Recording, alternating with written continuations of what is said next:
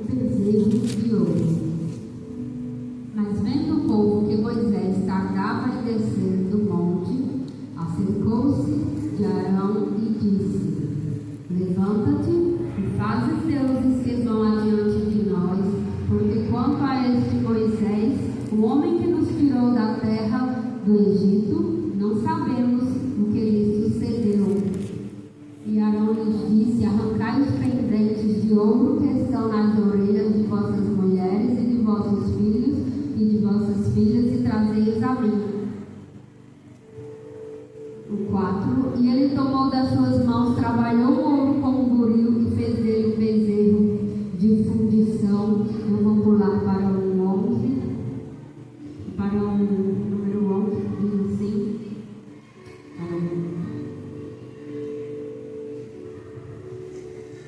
7. Então disse o Senhor a Moisés: Vai e desce, porque o teu povo que fizeste subir do Egito se tem corrompido.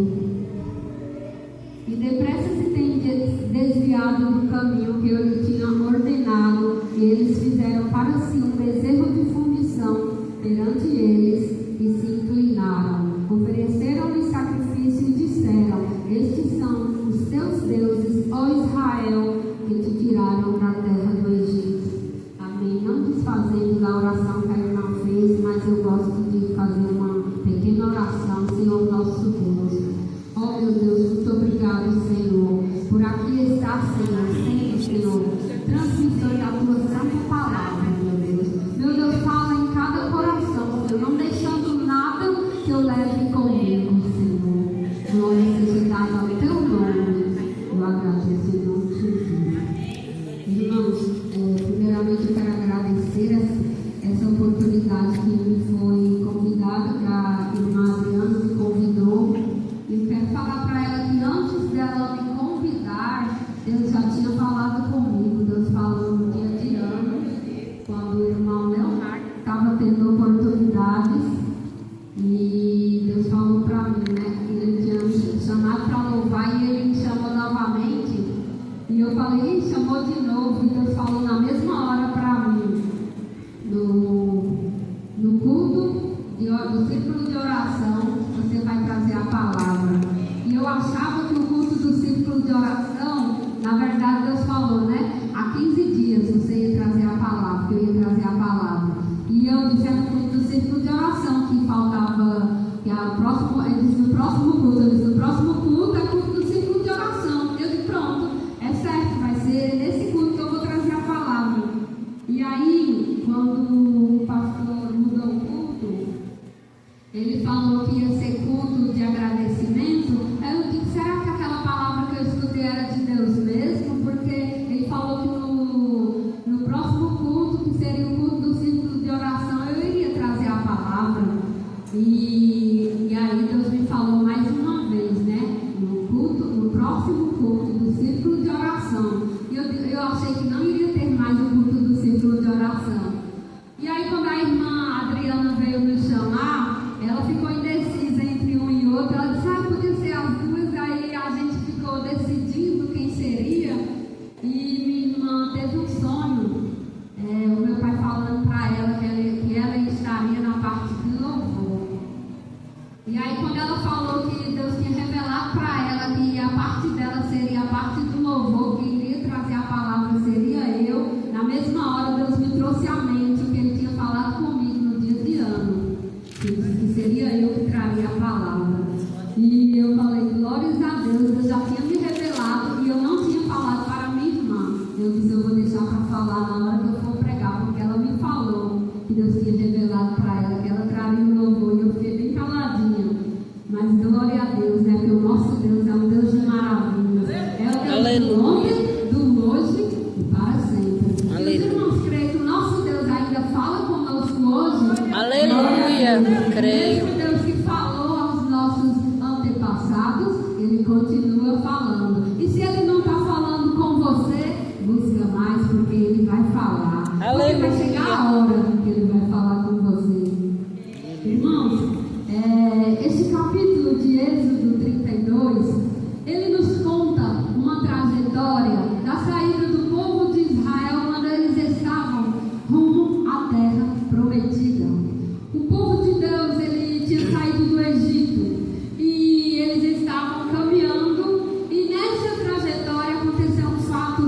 eu considero bem importante, nessa trajetória que eles estavam indo, Moisés, ele foi ao monte, ele foi buscar mais de Deus.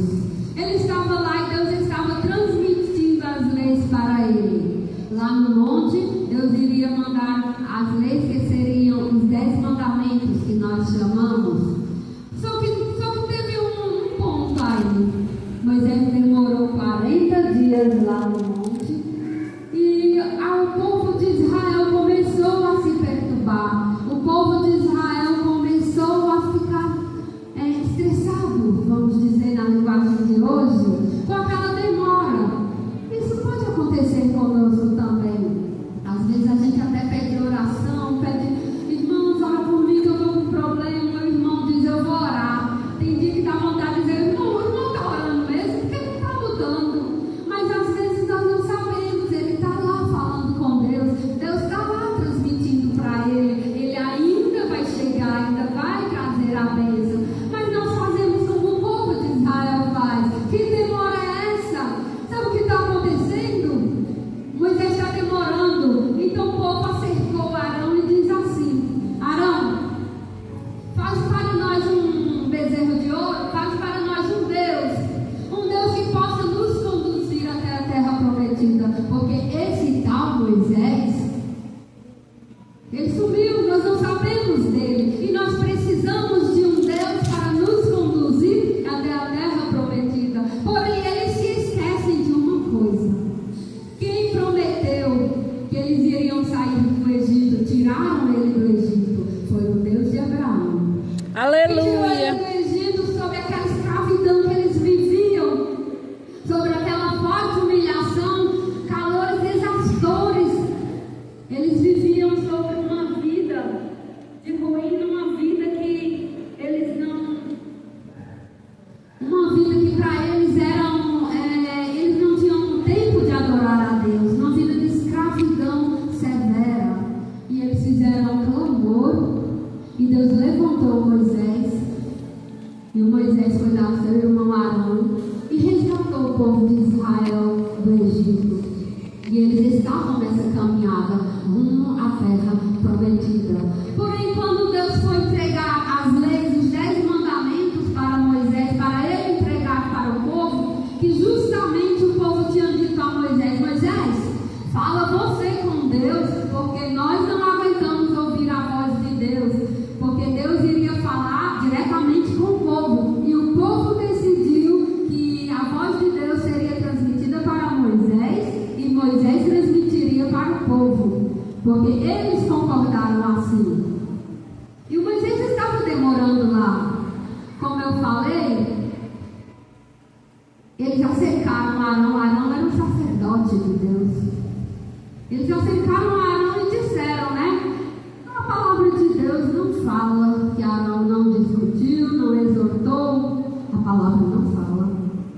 Arão não discutiu, não exortou. Arão não falou nada. Ele apenas falou aqui no versículo 2, né? Arrancai os pendentes de ouro que estão nas vossas orelhas, de vossas mulheres, e de vossos filhos e vossas filhas, e trazei a mim. Ele não falou nada. Ele apenas arranca e traga. E trouxeram toda aquela joia, tudo que era de ouro, trouxeram. No versículo 4 fala: e ele tomou das suas mãos, trabalhou o ouro com um buril e fez dele um bezerro de fundição. Fez dele um bezerro e disseram: estes são os deuses que vão te tirar, que vão te guiar até a terra prometida. E o povo estava se desviando. Porém, a palavra de Deus ainda fala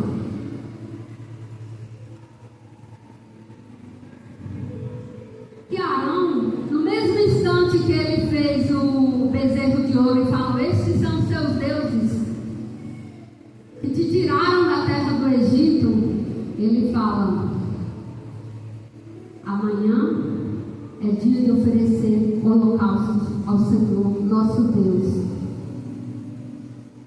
Amanhã é o dia de oferecer sacrifícios ao nosso Deus. Eu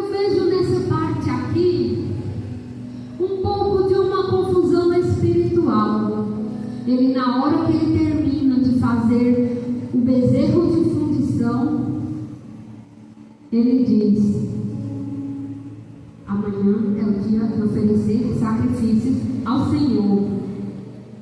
Amanhã será a festa do Senhor, dia de oferecer sacrifícios ao Senhor. O povo de Deus se corrompe porque eles procuram uma pessoa que tem uma posição, mas se a pessoa não se posiciona, não exorta, se a pessoa não se posiciona, se a pessoa não fala para eles o erro deles, não mostra tudo que eles falar, fazer, o povo vai se corromper. Assim está nos nossos dias. Deus levanta líderes, pastores, para que apregoe a palavra de Deus.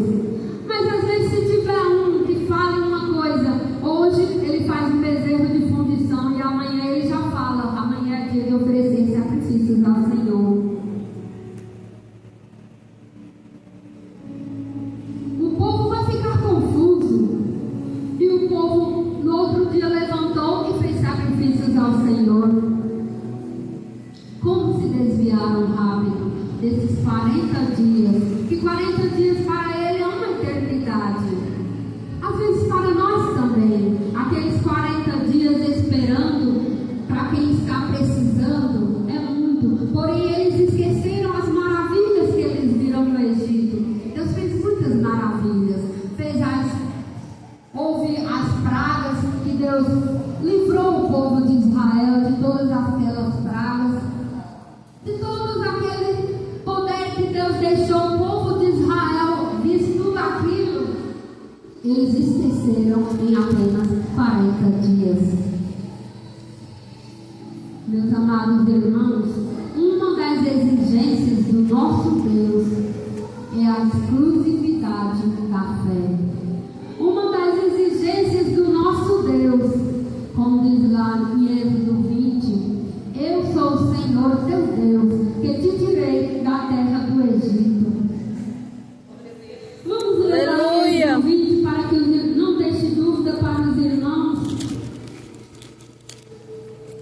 No versículo 2, no versículo 3 ele diz: não terás outros deuses diante de mim. Não farás para ti imagens de escultura, nem semelhança do que há em cima nos céus, nem embaixo na terra, nem nas águas debaixo da terra.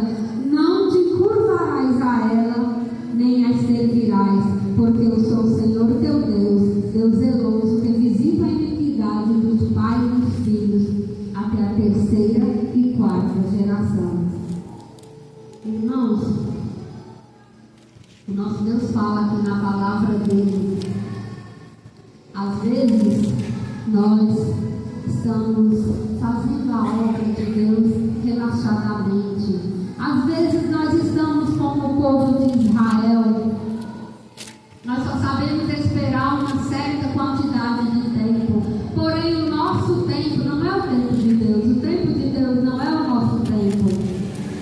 Nós temos que esperar o tempo de Deus. Irmãos, como que Deus lida com a idolatria? A idolatria é uma afronta para Deus. Eu vou falar para os irmãos o que é idolatria, para que os irmãos fiquem bem atentos no assunto. Idolatria?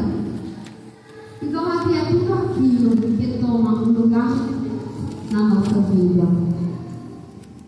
Só o nosso Deus, ele merece toda a honra e toda a glória e toda a adoração. Tudo aquilo que nós colocarmos acima de Deus é idolatria. Não é só o bezerro que nós podemos fazer, não, porque alguém pode dizer: não, jamais eu vou fazer um bezerro e adorá-lo. Sim, é verdade. Jamais iremos fazer um bezerro de ouro e adorá-lo. Mas quem sabe nós não estamos construindo alguma coisa fora da vontade de Deus, construindo ideais, construindo alguma coisa sem perguntar a Deus se é da vontade dele.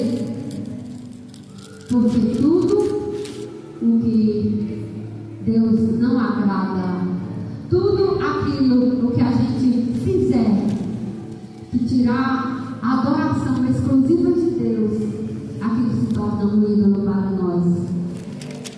Então eu posso dizer que nós estamos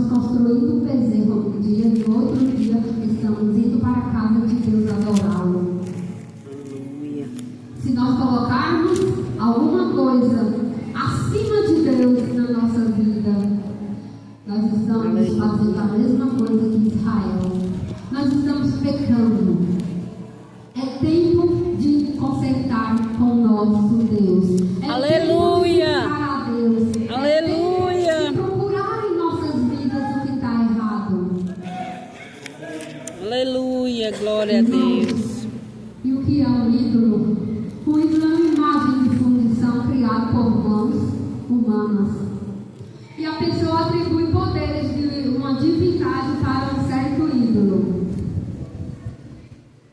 Porém, o Salmo 115 fala: os ídolos dele são prata e ouro, obra das mãos dos homens. Ele tem boca, mas não fala. Ele tem olhos, mas não vê. Tem ouvidos, mas não ouve.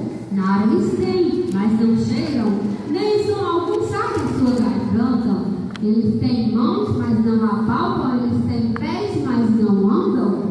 E a Bíblia fala ainda, né, no versículo 8: tornem-se semelhante a eles todos os que os fazem e todos os que neles confiam. Aleluia. Às vezes a gente pode até dizer: ai, como que faz?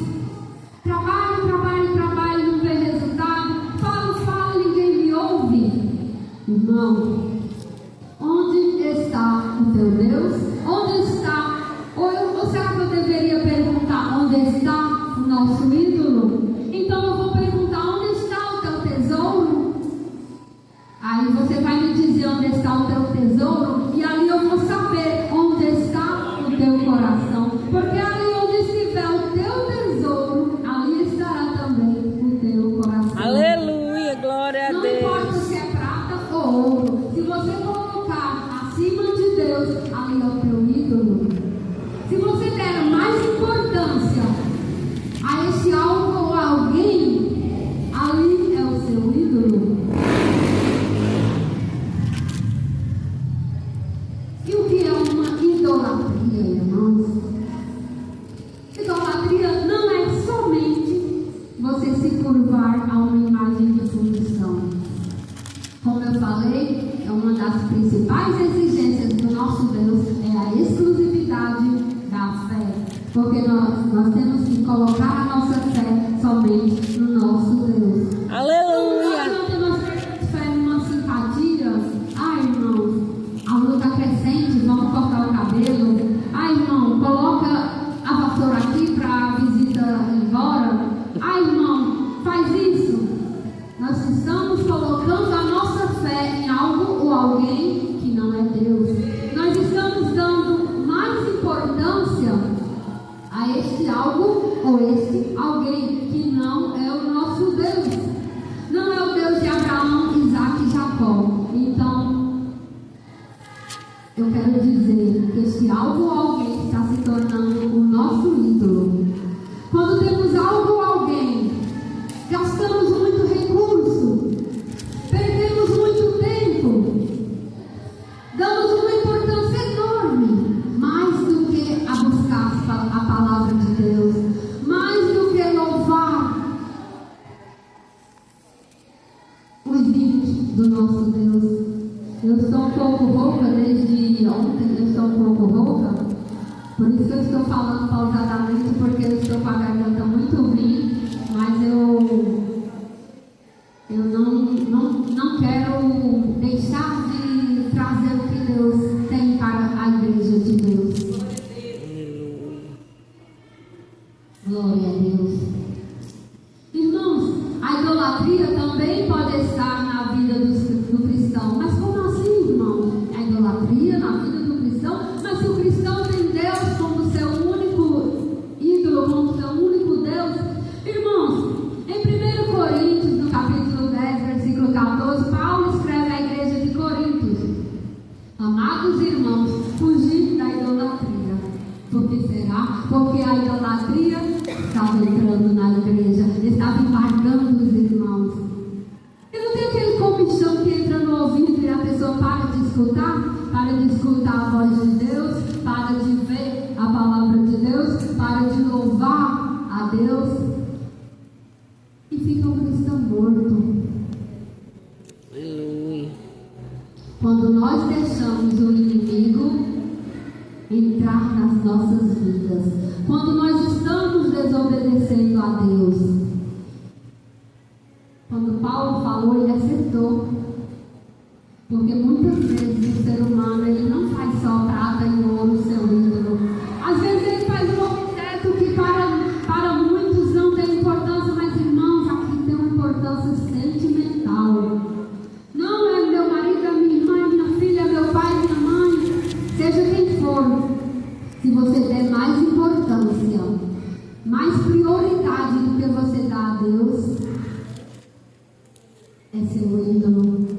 Se você usar todo o seu tempo, que seria para você adorar a Deus, você tirar o tempo de Deus, você tirar o louvor e a adoração que seria para Deus e desviar para aquele algo ou alguém, aquele algo ou alguém é o seu ídolo.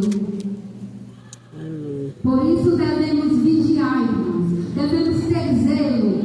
Sim, devemos amar nossa família, devemos amar nossos amigos, devemos ter maior cautela para não tirar nada do que é de Deus para oferecer aos ídolos, porque o ser humano ele é condicionado a essas fraquezas.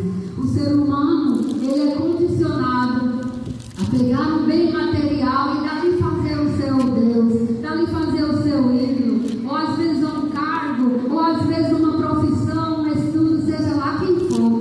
Se me tirar meu emprego, eu morro. Não, se eu perder aquela vaga, não, ali pode me matar, eu já não sou mais ninguém. Tudo que você colocar acima de tudo e de todos na sua vida, você se torna escravo daquilo, aquilo é o seu ídolo. Então vamos ter cuidado, vamos ter cautela, vamos se comportar como nascidos de novo, qual somos nascidos de novo. Aleluia.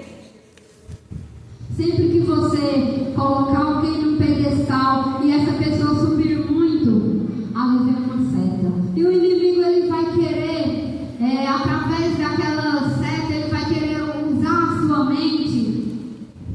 Irmãos, Deus seja sempre a prioridade na sua vida. Aleluia. Deus seja a prioridade. Assim que você acordar, que a sua mente seja destinada a agradecer a Deus quando você está acordando. Assim que você acordar, assim que você for almoçar, tomar café ou jantar, agradeça a Deus pelo alimento, agradeça a Deus por tudo que Deus tem te dado. Agradeça a Deus pela sua família. Agradeça a Deus pelos irmãos e amigos. E louve a Deus por a vida deles. Sempre dê a honra e a glória a Deus. Aleluia. Porque assim que Deus se agrada, a prioridade sempre está nas mãos de Deus. Nunca deixe de fazer algo para Deus, para usar seu tempo, gastar em favor de algo ou alguém. Não tira de Deus o que é de Deus, porque a prioridade de Deus é que você esteja sempre nos caminhos do Senhor. Não devemos fazer como Israel. Se a demora está ficando ruim para você esperar muito, então louva que você não vai ver o tempo passar. Logo, Deus vai mandar a sua resposta. E se Deus não mandar a sua resposta agora, continua a pedir, porque vai chegar o tempo da sua resposta. Deus tem tempo para você. Apenas Ele está esperando o melhor momento, porque a gente sabe que as coisas de Deus é tudo bom, perfeito e agradável. Se tem alguma coisa que não é boa, perfeita e nem é agradável, não é de Deus, porque tudo que Deus faz é perfeito e é agradável e é na hora certa e é no tempo certo. Se Ele atrasar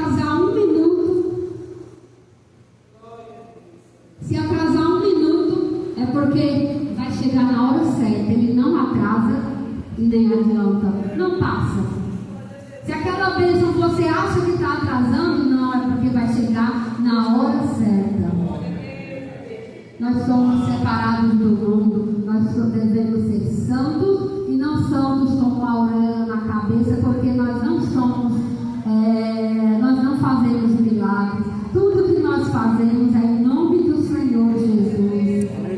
O nosso comportamento é de pessoas nascidas de novo, convertidas no Evangelho.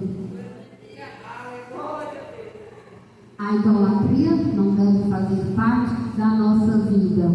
Eu sei que nós jamais faríamos um bezerro de ouro, mas também não vamos fazer nada semelhante que tire a prioridade de Deus, que tire tudo aquilo que é destinado à casa de Deus. Nós vamos gastar tempo, recurso naquilo que tira o louvor e a honra do nosso Deus, porque só Ele é o nosso Deus.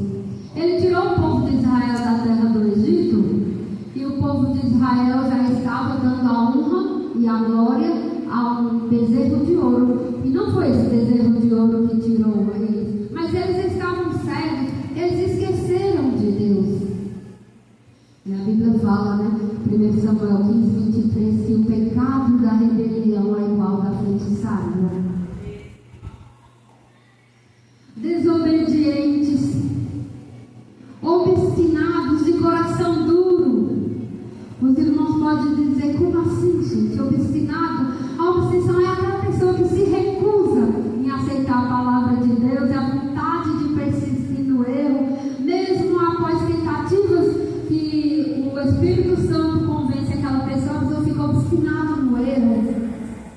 Porém, o nosso Deus, Ele é misericordioso. Hoje Ele é nosso advogado, mas amanhã Ele pode ser o nosso juiz. Não vamos nos preocupar em seguir tradição, em dizer: mas a minha família toda cultuava, era devoto de fulano, de tal, e agora eu tenho que ser devoto para continuar a tradição da minha família. Não. Se você está respeitando os seus pais, você não precisa seguir uma tradição, você não precisa se tornar idólatra dos ídolos dele e dele também. É o que você está se tornando, se você é devoto por alguma tradição. Irmãos, não se preocupe com a sua trajetória. Apenas confie em Deus, que Deus vai te guiar no caminho certo. Tenha sempre orientação a Ele. Tudo que você faz, todos os seus projetos. Pois eu vou citar para os irmãos o fim trágico de um dos reis que resolveu seguir a idolatria, o rei Jeroboão. Esse rei, ele tinha tudo para ser próspero, ele tinha tudo para seguir uma nação que Deus entregou o rei da casa de Davi a ele, as tribos do norte da casa de Israel. Esse é um verdadeiro exemplo de como a desobediência e a idolatria não destrói apenas a si mesmo, mas destrói a sua casa e a sua nação. Uma nação inteira entrou em ruínas por causa da desobediência e a idolatria desse rei, que ele não construiu apenas um bezerro de ouro, ele construiu 2, e ele obrigava o povo de Israel a adorar esses bezerros de ouro. Porém, Deus tinha prometido a Jeroboão uma dinastia duradoura. Deus tinha prometido que Jeroboão seria próspero. Porém, essa promessa estava condicionada à sua obediência. Do mesmo jeito somos nós. Nós estamos condicionados a obedecer a Deus. A partir do momento que nós sairmos da presença do Senhor, a partir do momento que nós recusarmos estar na presença do Senhor, a presença do Senhor também sairá de nós. Por isso que nós devemos estar sempre firmes, buscando e nunca deixando as tentações deste mundo entrarem e corromperem o nosso coração. Está demorando? Está. Aguarde. São 40. Esperei com paciência no Senhor, e Ele se inclinou para mim e ouviu o meu clamor. Não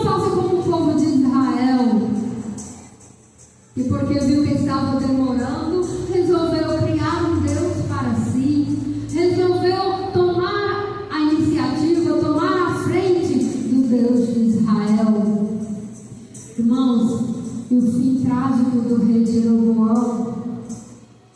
Ele foi torturado, ele foi encarcerado, porém lá na prisão ele se arrependeu de tudo quanto tinha feito. Porém, se eu for descrever o tanto que esse homem sofreu na prisão, esse rei sofreu na prisão, e lá na prisão ele orou e pediu misericórdias ao Senhor nosso Deus. Lá na prisão ele se arrependeu. Porém o nosso Deus, ele é misericordioso. Ele teve misericórdia do rei Jeroboão. E ele voltou humilde. Ele voltou para a sua terra. Ele até achava que não iria encontrar mais a nação. Porém ele ainda encontrou justos. Ele ainda encontrou pessoas que queriam reconstruir a nação.